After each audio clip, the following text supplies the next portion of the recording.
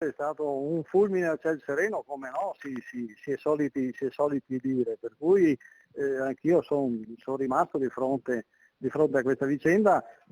Tra l'altro sto raccogliendo notizie proprio dagli organi di informazione come voi, dalla stampa eccetera, per riuscire a capirne qualcosa in più. Sconcerto anche da parte di Confcommercio per quanto accaduto a Bibbione con il blitz antimafia contro la camorra e l'arresto di 9 persone, tra cui il presidente di Ascom Bibbione ed ex vice sindaco Giuseppe Morsanuto. Io mi auguro, per quanto riguarda la vicenda personale del nostro rappresentante della delegazione di Bibbione, ecco, possa essere chiarita al più presto.